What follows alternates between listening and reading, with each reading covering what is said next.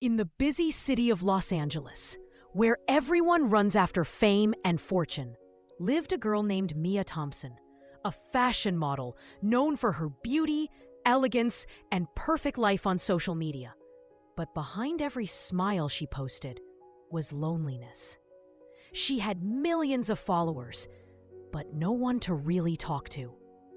Her world was shining, but her heart was quietly breaking. The unexpected encounter. One rainy night, Mia's car broke down near an underpass. Her phone battery was dead, and the rain poured endlessly. As she tried to push her car, a man appeared out of the shadows, his clothes old, his face tired, his eyes gentle. "Need help?" he asked softly. She hesitated, thinking he was just another homeless man. But when he pushed the car with surprising strength and calmness, she smiled. "Thank you," she said. He nodded. "It's okay. I'm used to helping people who don't see me." That line stayed with her. Before she left, she gave him her umbrella. He smiled and said, "You'd be surprised how little things change big lives." The beginning of something strange. Days passed, but Mia couldn't forget him.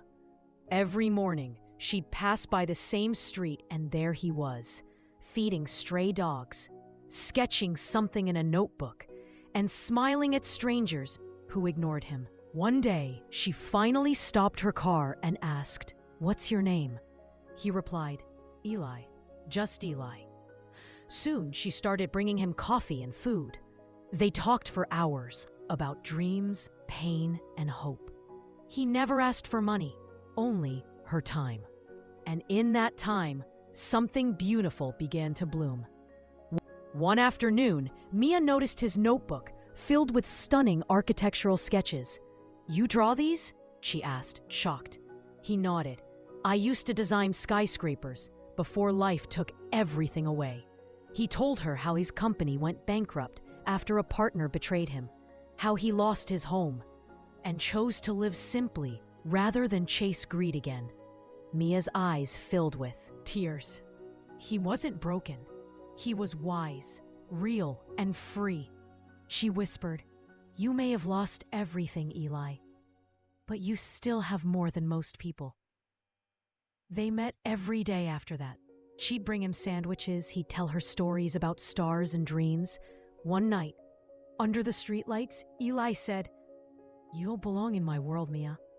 She replied, "Maybe your world is the only one where love still feels real." He looked at her, and for the first time in years, he smiled with hope. One morning, Mia went to the same spot, but Eli was gone. His things, the notebook, the blankets, everything, disappeared. She searched everywhere. Days turned into weeks. Heartbroken, she thought she had imagined the whole thing. Until one evening, she received a letter. It was handwritten with the same sketch-style writing Eli had. "If love is pure, it doesn't need wealth to exist. But sometimes, truth hides behind silence." Eli, attached to the letter, was an invitation to a private art exhibition titled "Sketches of the Street" by Elijah Brooks. Her heart froze. Mia walked into the gallery, surrounded by reporters and flashing lights. And there he was, in a tailored black suit, greeting guests. Eli, or Elijah Brooks, was not a homeless man. He was a billionaire architect who had gone undercover to study humanity and humility for a charity project. He turned, saw her, and smiled gently. "I wanted to know if someone could love me when I had nothing." Tears filled her eyes. "And I wanted to know if love still existed when everything looks fake." He walked up to her and said, "Then we both found what we were looking for."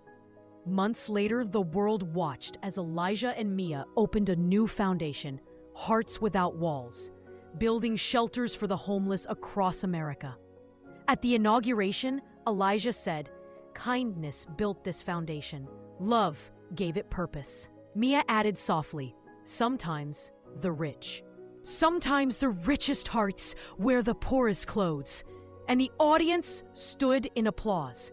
Lesson of the story: true love sees souls, not status.